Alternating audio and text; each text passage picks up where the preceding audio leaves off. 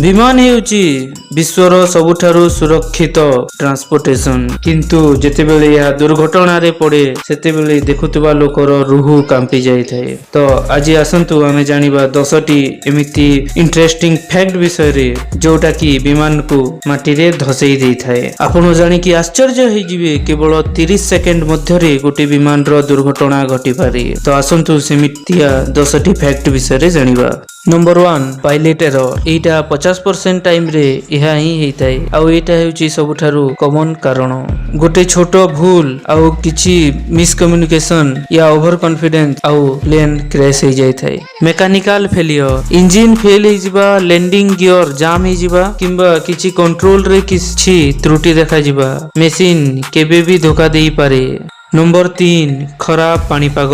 जदि कुहुड़ी किंबा झड़ तूफान कि घड़घड़ी हेला सेई टाइम रे किछि भी देखा जाय नहीं आउ पायलट अनुमान करिकि प्लेन को उड़ांती आउ एई टाइम रे सबुठारु हाई चांस थाए एक्सीडेंट हबार। नंबर 4 जदि गोटे पक्षी भी उड़ुथबा प्लेन रे बाड़े ही जाय थाए तो से भी जेट रो इंजन खराब करि पारे। किछि प्लेन एक्सीडेंट तो केवल पक्षी बाड़े हेबा द्वारा ही हेई थाए। नंबर 5 पायलट रो शारीरिक क्लांति। पायलट माने भी मनीष अधिक घंटा उड़ान परे शरीर और मन दुहे क्लांत हुए आउ तांको सेटा रिएक्शन टाइम को स्लो कर देई थाए आउ एहा द्वारा मध्य बहुत सारा एक्सीडेंट हेइची।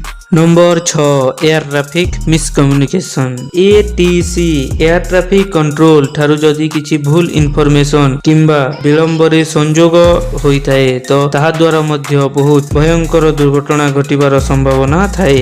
नंबर 7 फ्यूल सरी जिबा। भूल कैलकुलेशन किंबा इंजन रो फ्यूल लीक हेई कि फ्यूल सरी जाय थाए आउ एहा द्वारा मध्य क्रैश हेबार संभावना थाए। Number 8 instrument failure. एल्टीट्यूड बा स्पीड बताउथबा मीटर जदि काम करिबा बंद करि देई थाए कि भूल रीडिंग देई थाए तो सेटा पायलट को जणा पड़ी नहीं आउ से हाई एल्टीट्यूड कि बेसी स्पीड जाय कि एक्सीडेंट हेबार संभावना बढ़ी जाय थाए। नंबर 9 पोर मेंटेनेंस। जदि प्लेन रो ठीक से जांच हेउ नहीं आउ छोट छोट त्रुटि को अणदेखा करा होउची सेटा दिने बड़ प्रॉब्लम रो सम्मुखीन हेबाकू पड़ी थाए। Number 10 control flight into terrain CFIT।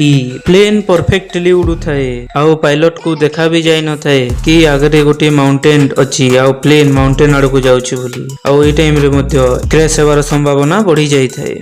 तो ये थिला 10टी सबुठारु बड़ कारण जहा द्वारा प्लेन दुर्घटना होई थाए।